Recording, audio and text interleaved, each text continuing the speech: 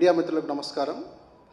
ఇవాళ పత్రికా సమావేశాన్ని అడ్రస్ చేయడానికి మాజీ ఎమ్మెల్యే మరియు బీజేపీ సీనియర్ నాయకులు శ్రీ చింతల రామచంద్రారెడ్డి గారు, రాష్ట్ర ప్రధాన కార్యదర్శి శ్రీ గౌతమ్రావు గారు, మలక్పేట్ జిల్లా అధ్యక్షులు నిరంజన్ యాదవ్ గారు, గోల్కొండ జిల్లా అధ్యక్షులు మహేందర్ గారు, హైదరాబాద్ సెంట్రల్ జిల్లా ఇన్ఛార్జ్ శ్రీ వీరెల్లి చంద్రశేఖర్ గారు, రాష్ట్ర అధికార ప్రతినిధి శ్రీ రవికుమార్ యాదవ్ గారు మరియు నేను అభిషేక్ జగనే ఉన్నాము. మీడియాని ఉద్దేశించి మాట్లాడవలసిందిగా చింతల రామచంద్రారెడ్డి గారిని కోరుతున్నాను. మీడియా మిత్రులందరికీ కూడా నమస్కారాలు. హైదరాబాద్ ఈనాడు ఏ రకంగా వర్షం చినుకొస్తే హైదరాబాద్ మొత్తం కూడా 3 గంటల నుంచి 5 గంటలు ట్రాఫిక్ ఏ రకంగా స్తంభిస్తుందో మనం చూస్తున్నాం. ఈ పరిస్థితి ఎందుకు వస్తుంది? ఈ రాష్ట్రాన్ని ఆంధ్రప్రదేశ్ అవతరణ జరిగినప్పటి నుంచి కూడా ఈ రాష్ట్రాన్ని పరిపాలించినటువంటి వాళ్ళు మొత్తం కూడా ఇప్పటి వరకు కాంగ్రెస్ వాళ్ళే, ఒక్క ఎన్టీ రామారావు గారు తప్ప. కాంగ్రెస్ సంస్కృతి, కాంగ్రెస్ పార్టీ నుంచి వచ్చినటువంటి వాళ్ళే ఈ రాష్ట్రాన్ని పరిపాలించారు. అది చంద్రబాబు నాయుడు కావచ్చు, కేసీఆర్ కావచ్చు, వీళ్ళందరూ కూడా. మరి ఎందుకు హైదరాబాదు నుంచి వచ్చేటటువంటి ఆదాయాన్ని మిగతా అన్ని జిల్లాలకు కూడా పంచుతూ అక్కడ అభివృద్ధి జరగాలి, అన్ని జిల్లాల అభివృద్ధి జరగాలి. ఆనాటి అవిభక్త ఆంధ్రప్రదేశ్ కానీ, ఈనాటి తెలంగాణ రాష్ట్రం కానీ. ఇప్పటికి కూడా కాంగ్రెస్ పార్టీ అధికారంలోకి వచ్చి సుమారు 2 సంవత్సరాల 8 మాసాలు అవుతుంది. ఎందుకు హైదరాబాదు పైన ఈ వర్షం వస్తే ఎందుకు హైదరాబాద్ ట్రాఫిక్ స్తంభిస్తుంది అనేటటువంటిది, ఇంత టెక్నాలజీ పెరిగిపోయి ఇన్ని ఉద్యమాలు చేసి మేము ఇది చేస్తున్నామని చెప్తున్నటువంటి పాత అధికారంలో ఉన్నటువంటి వాళ్ళు కానీ ఇప్పుడు ఉన్నటువంటి అధికారుల వాళ్ళు ఎందుకు దీన్ని సరైనటువంటి పద్ధతిలో కనుక్కోవడం లేదు? భారతీయ జనతా పార్టీ ఆనాటి నుంచి ఈనాటి వరకు కూడా ఈ హైదరాబాదు సివరేజ్ ఏదైతుందో, ఎస్టీపీ ట్రీట్మెంట్ ప్లాంట్లు ఏవైతున్నాయో, ఆనాటి ఆంధ్రప్రదేశ్ పరిపాలకులు సుమారు 1500 MLDలు అంటే 15 కోట్ల లీటర్ల యొక్క ట్రీట్మెంట్ ప్లాంట్ చేసేటటువంటి దాంట్లో ఖాళీ మనకు 772 అంటే 7 కోట్ల లీటర్ల యొక్క ప్యూరిఫై చేసేటటువంటి ట్రీట్మెంట్ ప్లాంట్లే పెట్టడం జరిగింది. ఎందుకు? సుమారు 50% వదిలేశారు. ఇప్పుడు సుమారు మనకు 3000 MLDల ఎస్టీపీ ట్రీట్మెంట్ ప్లాంట్లు పెట్టాలి. 3000 కానీ 1800 కూడా దాటలేదు. దాంట్లో కేసీఆర్, కేటీఆర్ గారు ఉన్నప్పుడు 12 నుంచి 13, 1400 వరకు పెట్టారు. అందులో 3 ప్లాంట్లు, అంబర్పేట్ కానీ, రాజేంద్ర నగర్ కానీ, ఇలాంటి 3 ప్లాంట్లు అప్పుడు 90% పూర్తయినాయి. కాంగ్రెస్ వాళ్ళు వచ్చి రిబ్బన్ కట్ చేసిండ్రు. తర్వాత ఏది కూడా పట్టించుకోవడం లేదు. సివరేజ్, అండర్గ్రౌండ్ సివరేజ్ విషయంలో కానీ, స్టామ్ వాటర్ విషయంలో కానీ, రోడ్లు వేసేటప్పుడు ఏదైతే రోడ్డు మీద పడ్డటువంటి నీళ్లు కిందికి జారిపోయే సిస్టమ్ వేసేటటువంటి రోడ్డు విషయంలో కానీ, లేకుంటే వర్షపు నీళ్ళని ఎక్కడికక్కడ అరెస్ట్ చేసేటట్టు ఏడికాడికి దాన్ని తయారు చేసి పక్కపొంటి స్టామ్ వాటర్లో పోయేటట్టు నాళాలు తయారు చేయడం విషయంలో కానీ, లేకుంటే వాటర్ని హార్వెస్టింగ్ చేయడం విషయంలో కానీ, ఆనాటి చంద్రబాబు నాయుడు గారి ప్రభుత్వము సుమారు 1 సంవత్సరం పాటు హార్వెస్టింగ్ అని చెప్పారు. దానిపైన ప్రత్యేకమైన శ్రద్ధ ఈ ప్రభుత్వాలు ఎందుకు వహించడం లేదు? ఒక్క చుక్క నీళ్లు రోడ్డు పైన పడ్డా కానీ దాన్ని మనం ఏ రకంగా ఉపయోగించుకోవాలి, సాలిడ్ వేస్ట్ని మనం ట్రీట్మెంట్ చేసి ఇతర అబ్రాడ్ దేశాలలో అది ట్రీట్మెంట్ చేసి నీళ్ళ కింద ఉపయోగించుకొని తాగుతారు. కనీసం మనము వేస్టేజ్ యూజ్ గురించి అన్న ఉపయోగించడానికి అంటే గ్రీనరీకి కానీ మిగతా సివరేజ్లలో వాడుకునేటటువంటి దాంట్లో కానీ ఆ రకమైనటువంటి ట్రీట్మెంట్ చేసి ప్లాన్ చేసేటటువంటి ఆలోచన అప్పటి ప్రభుత్వం కానీ ఇప్పటి ప్రభుత్వం లేదు. అప్పుడు కేటీఆర్ గారు ఎన్ని మాటలు మాట్లాడి అన్ని బిల్డప్లే. ఈ సీఎం గారేమో అన్నీ ఫోటోగ్రాఫిక్ ఫేస్ పెట్టి ఫోటోలు దిగడం తప్ప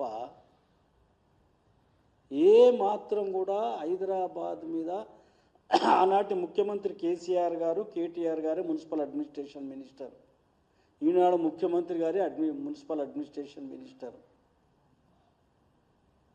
నిన్నటికి నిన్న మొన్నటికి మొన్న మీరు చూశారు హైదరాబాద్లో వర్షం పడితే ఎన్ని గంటలు ట్రాఫిక్ జామ్ అయింది. మీరు కూడా ఇళ్ళలోకి పోవడానికి ఎంతసేపు పట్టింది ఆలోచించండి. కేంద్ర ప్రభుత్వం నుంచి అమృత్ పేరు పైన, అమృత్ 2 పేరు పైన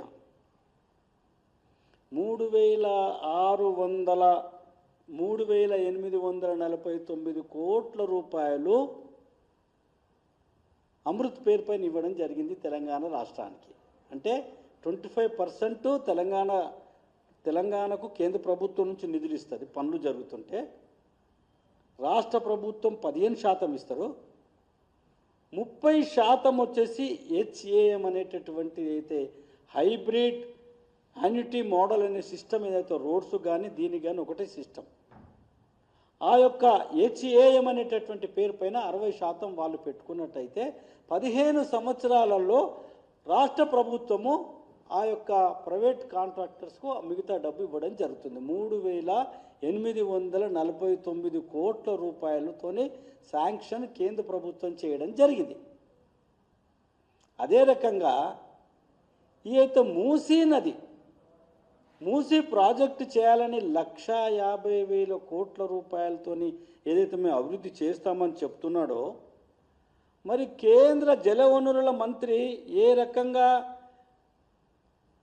మూసీలోకి వచ్చేటటువంటి సాలిడ్ వేస్ట్ కానీ అదే రకంగా రెయిన్ వాటర్ ఏదైతే వచ్చేటటువంటి దాంట్లో ట్రీట్మెంట్ చేసి పంపించేటటువంటి దాంట్లో మీరు ఎక్కడికక్కడ సివరేజ్ ట్రీట్మెంట్ ప్లాంట్లు కట్టేటటువంటి దాంట్లో STPలు కట్టేటటువంటి దాంట్లో మీరు ఏమైనా ఇప్పటి వరకు దానిపైన మాస్టర్ ప్లాన్లో పలాని చోట మేము ఈ STP ప్లాంట్ ఈ యొక్క మూసీ నది దగ్గర దీంట్లో సివరేజ్ కానీ మిగతాది వేస్టేజ్ రాకుండా మేము కడుతున్నామని చెప్పని ఇప్పటి వరకు ఎక్కడైనా మాస్టర్ ప్లాన్లో మీరు చూపించారా? ఇది ప్రజలకు చెప్పాలి. భారతీయ జనతా పార్టీ మేము డిమాండ్ చేస్తున్నాం. వీటన్నిటికీ కారణం ఇదే. హైదరాబాద్లో ఈనాడు వర్షం వస్తే కార్లు పడవల్లాగా జనాలందరూ రోడ్ల మీద ఎంత డీజిల్ పెట్రోల్ వేస్ట్ అవుతుందో ఒకసారి ఆలోచించండి. మనిషి ఎంత ఒత్తిడికి లోనవుతాడో ఆలోచించండి. యావరేజ్గా 2.5 hours రోడ్డు మీద నిల్చుంటున్నాడు మనిషి. ఏ రకమైనటువంటి రుగ్మతలకు వచ్చేసి మనిషి ఇంటికి వెళ్ళిన తర్వాత ఏ రకంగా అతను ఇబ్బంది పడతాడో ఆలోచించండి. గంటల తరబడి హైదరాబాద్ని 3 మున్సిపాలిటీలుగా చేశారు. హైదరాబాద్ యొక్క అస్తిత్వాన్ని ఈనాడు మీరు విడదీసిండ్రు. ప్రపంచ స్థాయిలో ఉన్నటువంటి హైదరాబాద్ని ఏ రకంగా మీరు విడదీసిండ్రు? 3 మున్సిపాలిటీలు అన్నారు. ఎలక్షన్ గురించి ఆలోచన లేదు. కాబట్టి మేము ఒకటే డిమాండ్ చేస్తుంది ఏంటంటే, కేంద్ర జలశక్తి వాళ్ళు కూడా 55 కిలోమీటర్ల దూరంలో ఉన్నటువంటి దీంట్లో ఈ యొక్క మూసీ ప్రక్షాళన జరిగే దాంట్లో 55 కిలోమీటర్లు ఈ STP ప్లాంట్లు మీరు ఏమైనా చేస్తున్నారా అని చెప్పండి. ఈనాడు మొన్న MD గారు, వాటర్ వర్క్స్ MD గారు మాట్లాడినటువంటిది ఏంది, ఎక్కడెక్కడ లోతట్టులో ఉన్నటువంటి మ్యాన్హోల్స్ దగ్గర సూపర్వైజర్ని పెట్టమని వాళ్ళే చెప్తున్నారు, నేను కాదు చెప్పేది. అరే ఆ లోతట్టు యొక్క మ్యాన్హోల్స్ని మీరు ఎందుకు సరిగా చేయలేదు ఇన్ని రోజులు అంటే డబ్బులు లేవు. STP ప్లాంట్లు ఉన్నటువంటి ఈ 16-17 వేల MLD STP ప్లాంట్స్ ఏవైతున్నాయో సాయంత్రం కాగానే మూసేస్తున్నారు. వాళ్ళ కాంట్రాక్ట్ డబ్బులు ఇవ్వడం లేదు. సుమారు 10-11 వేల కోట్ల రూపాయలు వాళ్ళకి బిల్స్ పెండింగ్ ఉన్నాయి. కొందరైతే 20,000 కోట్లు అంటున్నారు. ఈ బిల్స్ అని కూడా వాళ్ళకి ఇవ్వకుండా వాళ్ళు ఎట్లా పని చేస్తారు? కాబట్టి ఏం చేస్తారు? సాయంత్రం పవర్ బిల్లు కట్టేది తగ్గుతుంది కాబట్టి డేలో ఏదో 6 గంటలు 7 గంటలు చేస్తున్నారు, ఆ తర్వాత వెళ్ళిపోతుంది. ఇదంతా కూడా ఎలా పోతుంది? మూసీలో పోతుంది, హుస్సేన్ సాగర్లో కలుపుతున్నారు. ఇది ఇప్పటి నుంచి కాదు, ఆంధ్రప్రదేశ్ అవతరణ జరిగినప్పటి నుంచి జరుగుతున్నటువంటి మూసీలో ట్యాంక్ బండ్లో కలిపేటటువంటి సిస్టము ఇప్పటికీ ఉన్నది, ఈరోజు కూడా ఉన్నది. దీన్ని అరికట్టకుండా, దీని గురించి ఆలోచించకుండా ఈ రాష్ట్ర ప్రభుత్వము హైదరాబాద్ అభివృద్ధి ఎట్లా అవుతుంది? 18,000 mm డయామీరిగిట్ట పైప్ లైన్ సివరేజ్కి వేస్తేనే ఈ హైదరాబాద్ సుమారు 1,50,00,000 జనాభా ఉన్నటువంటి ఈ 3 మున్సిపాలిటీలలో సుమారు 1,50,00,000 రోజు వచ్చిపోయేటటువంటి వాళ్ళు 25 నుంచి 30 లక్షలు, 25 నుంచి 30 లక్షలు జనాలు వచ్చిపోతుంటారు. వీళ్ళందరూ కూడా వాష్రూమ్స్ కూడా అన్నీ వాడుకుంటుంటారు, టాయిలెట్స్. వీళ్ళందరికీ దానికి వాటర్ కావాలి. కాబట్టి భారతీయ జనతా పార్టీ 3 విషయాల మీద స్పష్టమైనటువంటి అవగాహనతోని కేంద్ర ప్రభుత్వం ఇచ్చేటటువంటి ఈ అమృత్ పేరు పైన ఇచ్చేటటువంటిది కానీ, స్మార్ట్ సిటీస్ పేరు పైన ఇచ్చే నిధులు కానీ, అర్బన్లో అభివృద్ధి జరిగేటటువంటి ప్రధానమంత్రి ఆవాస యోజన కావచ్చు, ఉజ్వల పేరు మీద గ్యాస్ కనెక్షన్లు ఇవ్వడం కావచ్చు, లైట్లు బల్బులు ఎల్ఈడి బల్బులు కేంద్ర ప్రభుత్వం నుంచి ఇచ్చేటటువంటి విషయంలో కావచ్చు, వీటన్నిటిని సరైనటువంటి పద్ధతులు ఉపయోగించుకొని స్మార్ట్ సిటీకి ఇచ్చేటటువంటి డబ్బులు నిధులు బయట దారి మళ్లించకుండా 1800 mm డయా ఖాళీ సివరేజ్కి వేయాలి. స్టామ్ వాటర్ అయితే వర్షం నీళ్ళు వచ్చేటటువంటి దాన్ని సరైనటువంటి పద్ధతిలో అండర్ గ్రౌండ్లో వర్షం నీళ్ళు పోయేటట్టు, రోడ్డు పైన పడేటటువంటి ప్రతి చుక్కని కూడా వేస్టేజ్ కాకుండా ఎక్కడికక్కడ దాన్ని నాలాలో, స్టామ్ వాటర్లో పోయేటటువంటి నాలాలకు లింక్ చేసి చెరువులు నిండేటట్టు చేయడము, హార్వెస్టింగ్ చేయడము, ఎక్కడికక్కడ రోడ్లపైన ప్రతి 50 మీటర్లకు ఒక హార్వెస్టింగ్ సెంటర్ పెట్టి ఒకటి గుంత తవ్వి దాంట్లో దొడ్డు కంకరేసి, సన్న కంకరేసి, ఇసుక వేసి రోడ్ పైన పడేటటువంటి వాటర్కు అక్కడ ఒక ఐరన్తో లైన్ కట్టి రోడ్డు వాటర్ అంతా దాంట్లో ఒక ఛానల్ సైడ్లో రోడ్ ఇట్లా మధ్యలో ఎత్తుండి సైడ్లో ఇట్లా కారేటట్టు నీళ్లు పోయేటట్టు ఉండి ఆ నీళ్ళంతా కూడా ఈ హార్వెస్టింగ్లోకి పోయేటట్టు ప్లాన్ చేసేటట్టయితే మనం రోడ్లు వేస్తున్నాము, డబ్బులు ఖర్చు పెడుతున్నాము, అంతా చేస్తున్నాం. కానీ ఇంజనీరింగ్ సిస్టంలో పని జరగడం లేదు కాబట్టి ఇవన్నీ కూడా ఇబ్బందులు వస్తున్నాయి. గత మున్సిపల్ ఎలక్షన్ కన్నా ముందు హైదరాబాద్లో వర్షం వస్తే ఏ రకంగా ఇళ్లలకు నీళ్లు పోయి టీవీలు, బట్టలు, బియ్యము, అల్మారీలు, సర్టిఫికెట్లు అన్నీ కూడా మునిగిపోతే రాష్ట్ర ప్రభుత్వమే స్వయాన ప్రతి ఇంటికి 10,000 రూపాయలు ఇచ్చేది. ఇది వాస్తవమా కాదా? 6 సంవత్సరాలు అయిపోయింది. ఈ 6 సంవత్సరాలు ఈ ప్రభుత్వం ఏం చేసింది? ఆ ప్రభుత్వం కానీ ఈ ప్రభుత్వం కానీ కార్ల రేసు గురించి 55 కోట్లు క్యాబినెట్ మీటింగ్లో జరగకుండా ఇస్తారు. ఆ ప్రభుత్వము కార్ రేసులు అంటే ప్రేమ, వర్షం నీళ్ళు వస్తే ప్రజలందరూ రోడ్ల మీద నిల్చుండిపోతున్నారు అనేటటువంటి దాని మీద ప్రేమ మీకు లేదు. అది నేను వద్దని చెప్పడం లేదు. దీని మీద అంత ధ్యాస ఎందుకు పెట్టడం లేదు? నిన్న ముఖ్యమంత్రి ఏం మాట్లాడాడు? ఇంజనీర్లంతా క్రిమినలా? ఇదా మాట్లాడే మాట? 1908వ సంవత్సరం గుర్తు చేస్తున్నా. 1908వ సంవత్సరము మోక్షగుండం విశ్వేశ్వరయ్య గారి యొక్క నేతృత్వంలో, ఆయన ఇంజనీరు, హైదరాబాద్లో ఉన్నటువంటి ఈనాటి గండిపేట ఉస్మాన్ సాగర్, హిమాయత్ సాగర్ ఏవైతే అంటామో మనము, అది నిర్మాణం చేసింది ఆ ఇంజనీర్ కాదా?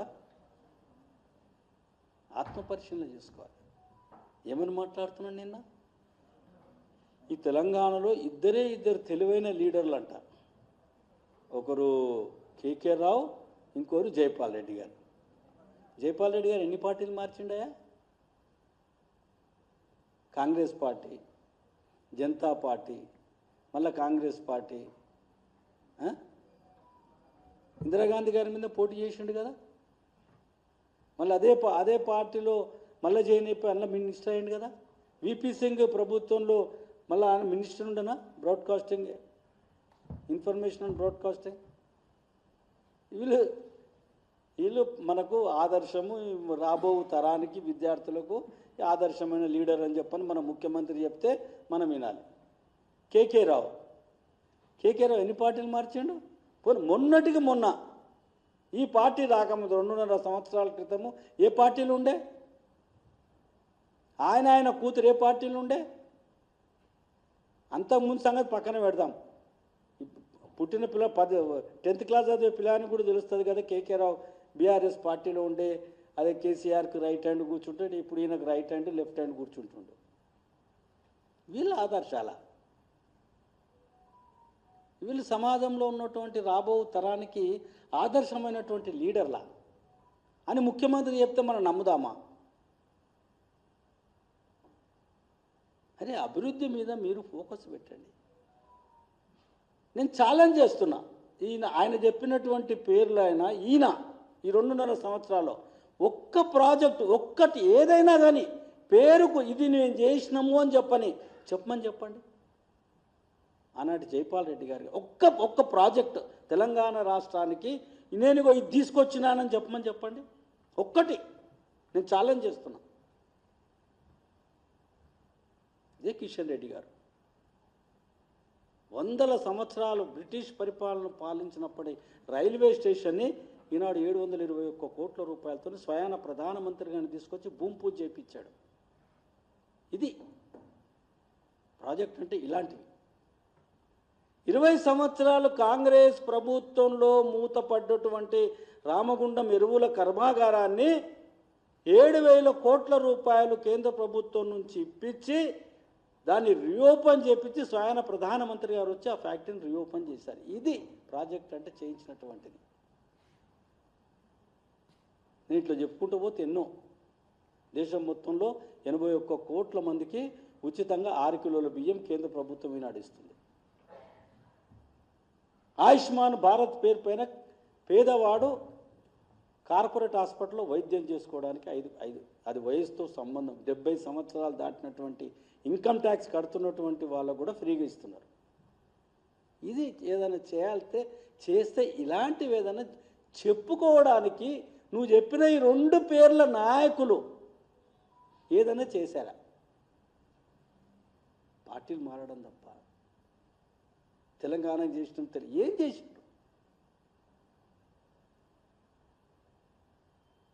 ఈనాడు సుమారు 10,000 కోట్ల పైచులకు విద్యార్థుల ఫీజు రియంబర్స్మెంట్ ఇవ్వాలి.